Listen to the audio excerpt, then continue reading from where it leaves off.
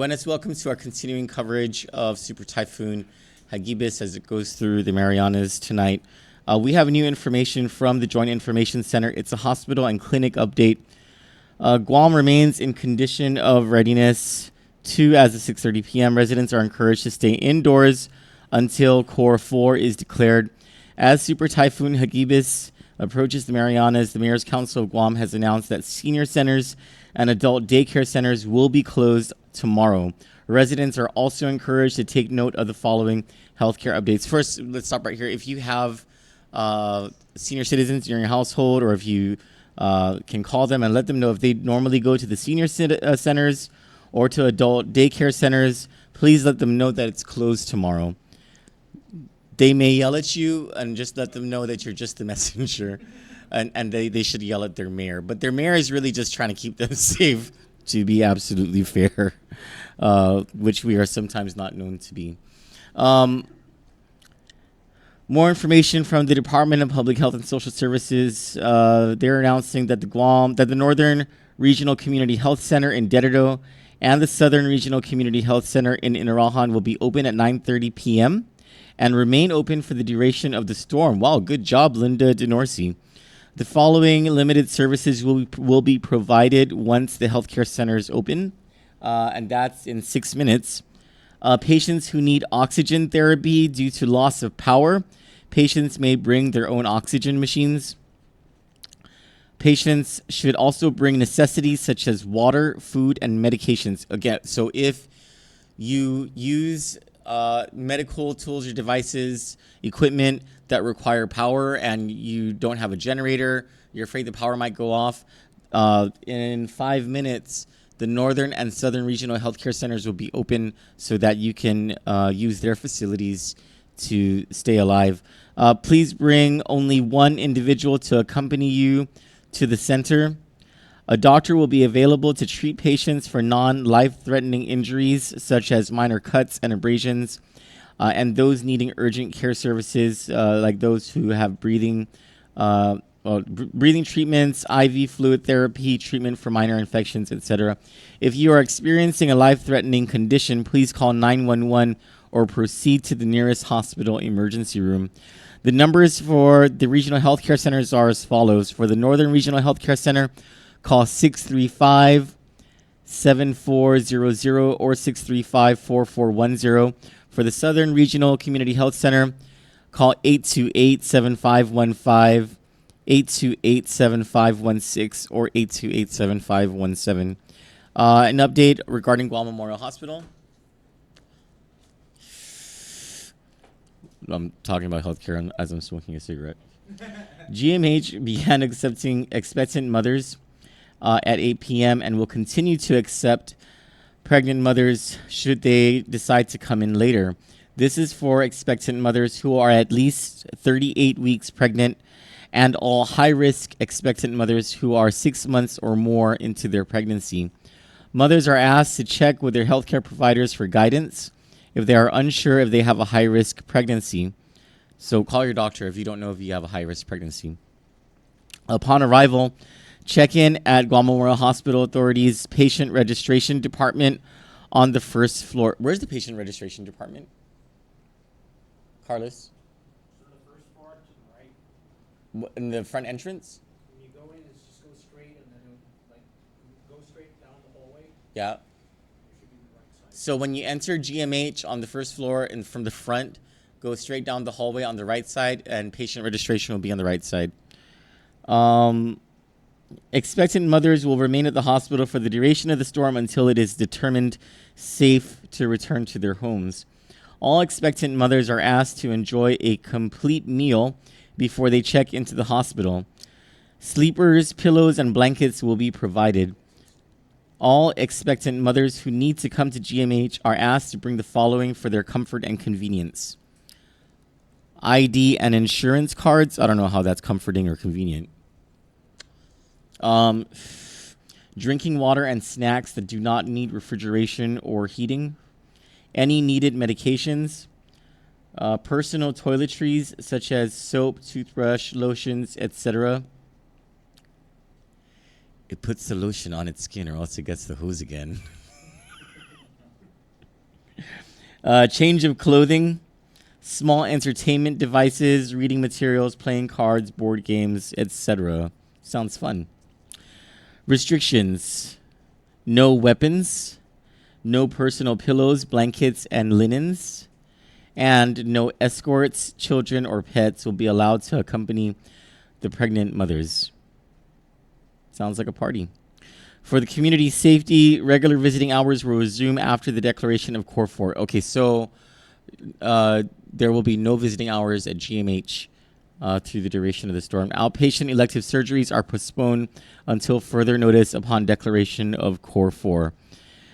For Guam Regional Medical City, GRMC has suspended all visiting hours as of Core 2. All visitors except patient watchers have been asked to leave the hospital. All admitted patients may have one patient watcher per patient. Patient watchers must obtain an approved emergency patient watcher badge from customer relations in the main lobby. Patient watchers are encouraged to bring food for the duration of the storm. Please bring meals that do not require refrigeration. Meals will only be provided to patients. All patients with scheduled appointments for Tuesday, October 8 will be contacted for rescheduling. For more information, please contact GRMC's Marketing and Communications Department, Charlie Laron at 687-5572, or Cindy Hansen at 486-4246. What's up, Cindy? Or via email at marketing.mailbox@grmc.gu. For Naval Hospital Guam, at this time, U.S. Naval Hospital Guam remains open and will continue with normal operations. Oh, cool. For U.S. How the hell did that happen? I locked the door. My dog got out of the damn locked door. I locked it from the outside. Oh shoot! She can access the loft. That's a smart dog. For U.S. renal care dialysis centers, Kandit just put this information out on candidnews.com. If you want to subscribe to our website to receive the published news first, just scroll to the bottom of the page and enter your email address and press subscribe, and you'll get our updates first. The phone numbers which we previously put on the screen, are we able to slap those numbers back on the screen? There we go. For U.S. renal care dialysis centers, for the Finnegodzin location 588-0020, the Sinahanya location 475-3600, the Tumuning location 646-3516, Tumon 646-3773, and Dededo 637-3068. Information on the GDOE dengue informational briefing. This is a non sequitur. The Guam Department of Education and Department of Public Health dengue informational briefing scheduled for Tuesday, October 8 at 6 p.m. at Maritzo Elementary School is postponed until further notice. We'll probably ask more about dengue maybe in the morning, because of course there would be the concern that when the typhoon leaves and there's all the water that's pooling everywhere, we may have a dengue situation. But let's not think about that right now.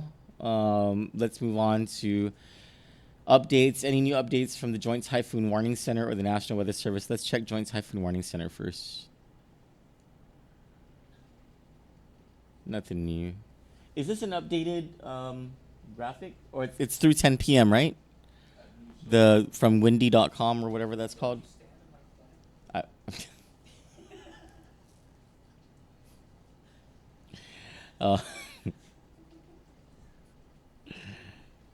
That's just insignificant banter going on in the background.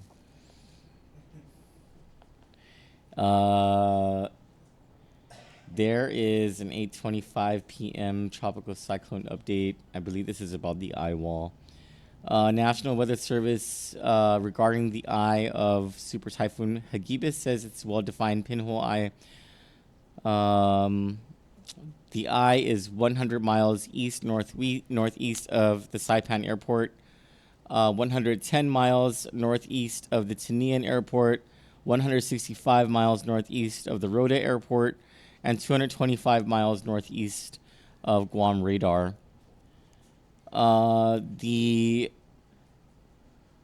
radar determined motion of the eye the past hour is 16 miles per hour to the west.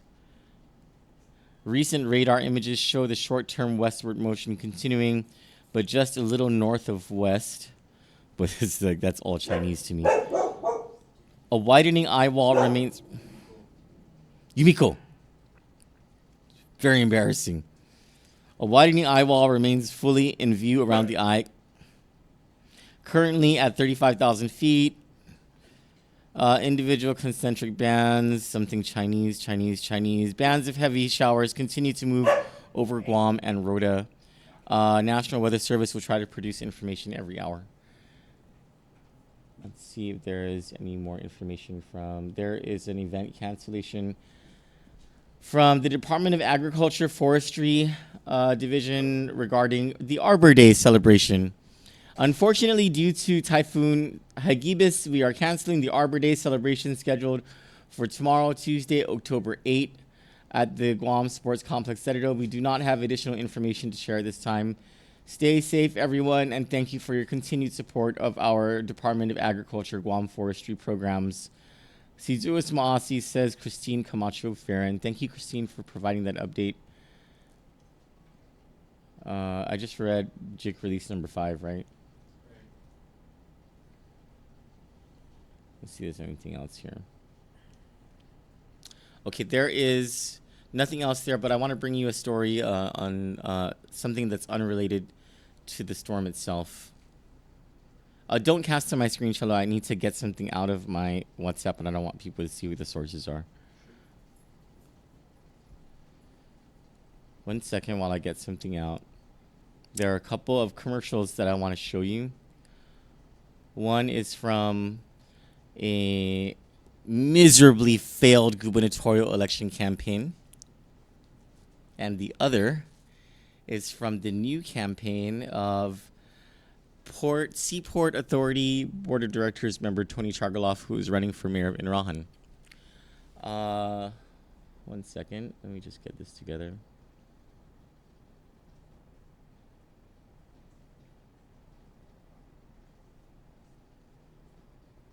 So Kandit sources have confirmed that Mike Phillips, the attorney who was former legal counsel for the Seaport and racked up $7 million in legal fees off of the backs of the ratepayers during the time that he was leading a witch hunt against the Port 7 and the conspiracy against the Port 7 to deprive them of due process, civil rights, and more importantly, their jobs and a lot of money.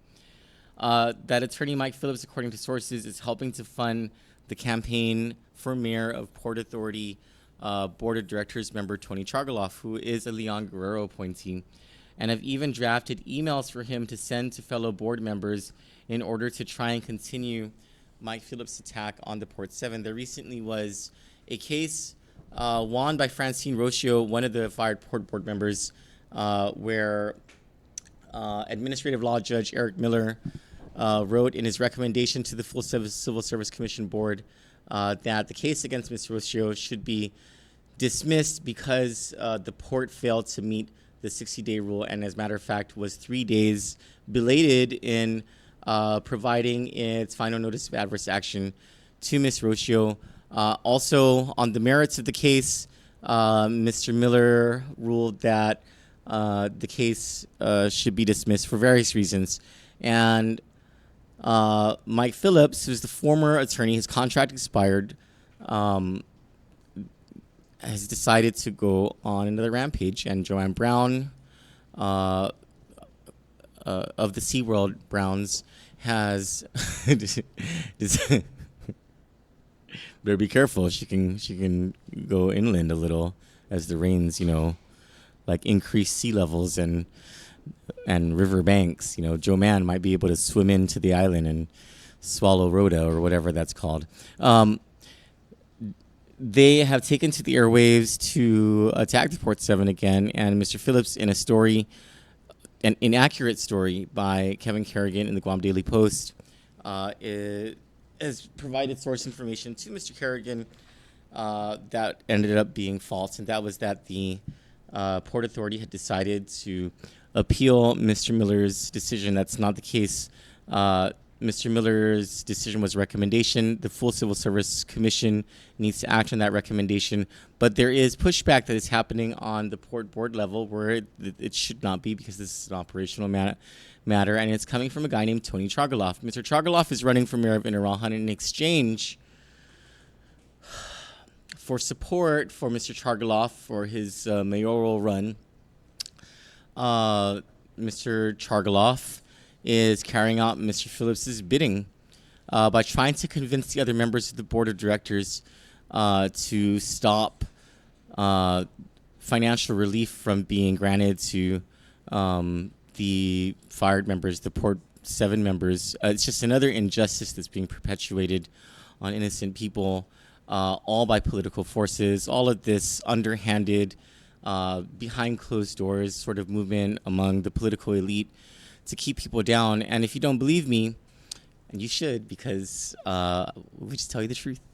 If you don't believe me about this, I want to show you. I want to show you a couple of these videos, and you tell me. You tell me how much these things look like each other. Don't cast on my screen yet.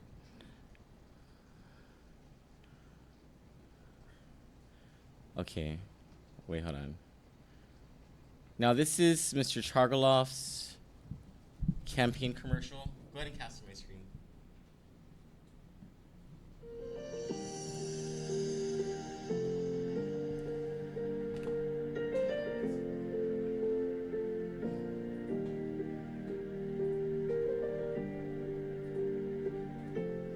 In order to move Inaron into the next level, in order to move Inaron to a better place, in order to make the resident of Inaron feel safe, I know that together we can make it happen.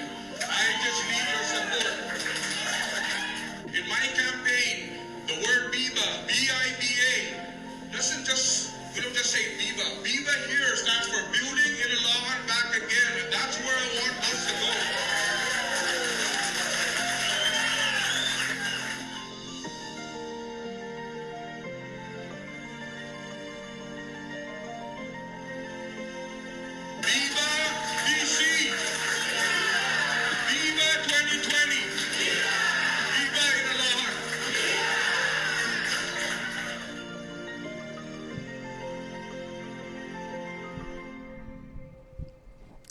Go ahead and cast off my screen. How cute. That was a very cute commercial, don't you think? Yeah, it's all the nice, the jingle, you know, the thing that's supposed to make your heart feel like his heart is pure and that he loves the people of Inarajan. BIBA, very clever acronym. Building Inarajan back again. It's a bunch of bullshit. Okay, hold on. If that commercial looks familiar, let me tell you why. Hold on. Let me find this. This is why that commercial looks very familiar. And you tell me that Mike Phillips ain't funding this guy's freaking campaign like he funded Tenorio Ada. Hold on.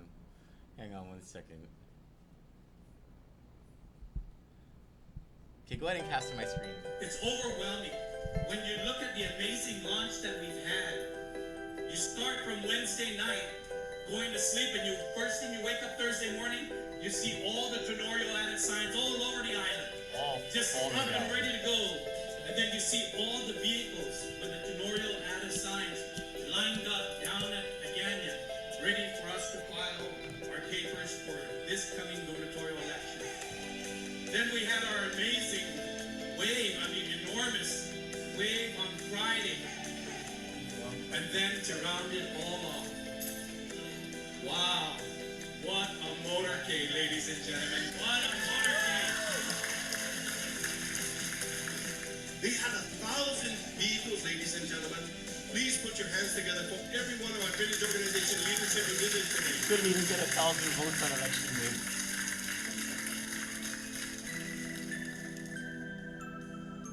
You know, there's a lot of good things that this administration has done, ladies and gentlemen. We got tax refunds being paid out. We got roads being paved. We got homes being built.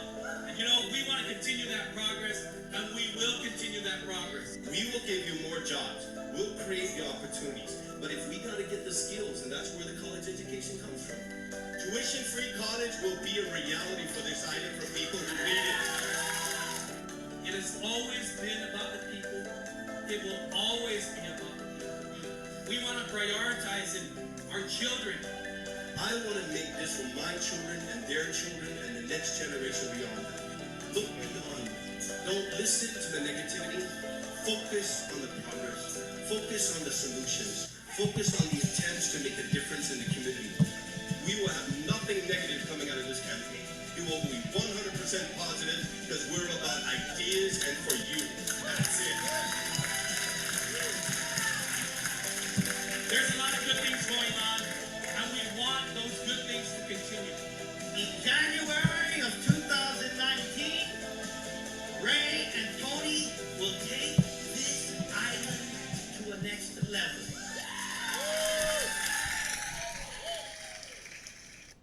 Boy, did we dodge a bullet. So, I mean, I'm not really sure what Mr. Chargaloff was thinking. Getting cahoots with these people, striking deals, doing all the kind of shit that we have learned to detest over the last year. You know, you and I, we've been together in this journey, building Kandit News to what it is, and thank you very much for that. And it is because we've remained vigilant against corruption. And as God is my witness, I'll take down all of you corrupt motherfuckers, one by one. And Mr. Chargaloff, what you are doing, you sold your soul to the devil.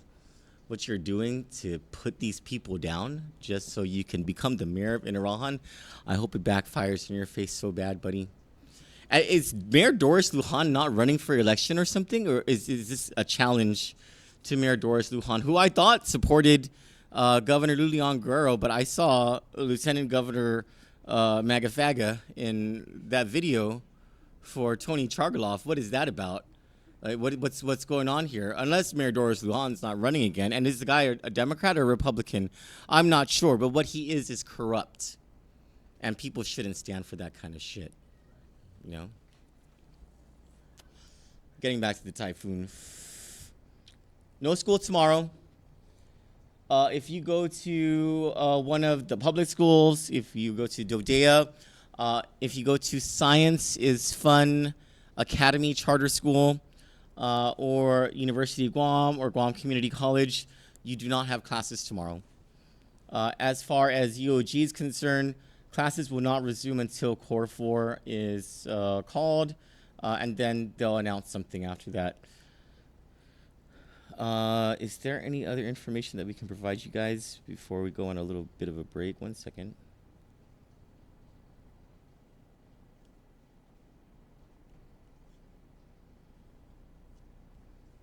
Let's check Joint Typhoon Warning Center again.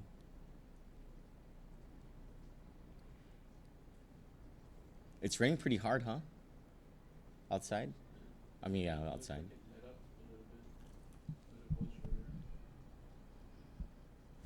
Is it still lightning?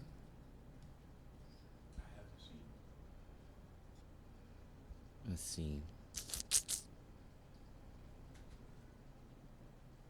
No news. Oh wait, 9:35 p.m. Oh, there's a new statement from National Weather Service.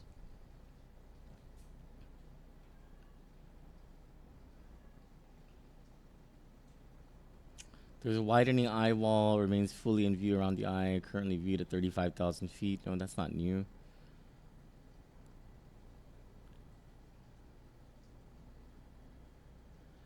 They put out a statement at 9:35 p.m., but I don't think there's anything new in this discussion. Yeah, there's nothing new there. Let's go to Pacific typhoon season.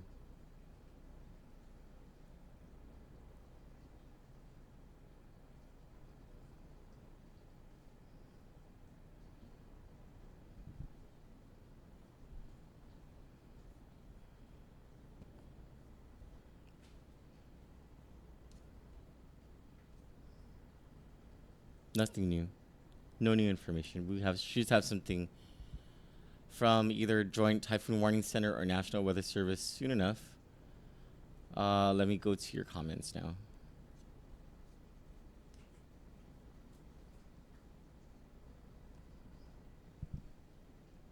Do we have comments, Chella?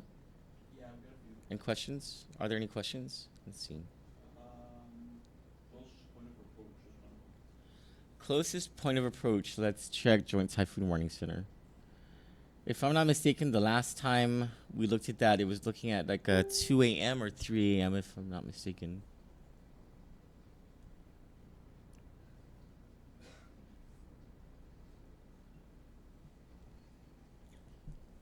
Oh god, we have to change. We have to work around this Zulu thing. 1600 Zulu is 2 a.m. Chamorro Standard Time. So, as of the last Joint Typhoon Warning Center statement, the closest point of approach to Anderson Air Force Base will be at 2 a.m. So that will be in just about 4 hours. Closest point of approach to Saipan Saipan, Rota, and Tinian will be about 1 a.m. Closest point of approach to Naval Station Guam, so the southern part of the island, will be about 3 a.m. Yeah, so the Joint Information Center told us that we should expect the heaviest weather between midnight and 6 a.m. Now, this information was from 900 Zulu. That's 7 p.m. It was from 7 p.m. tonight. That was about 3 hours ago. We should be expecting a news statement from Joint Typhoon Warning Center and from National Weather Service soon. There's nothing new. So we'll go back to cold mics, and when information comes, we'll get back on the screen and we'll give you the information. And we're still trying to get a hold of someone at Docomo to provide us any subscriber information, or any information to their subscribers about what they can do if their service goes down. But we already got information from ITINI and from GTA.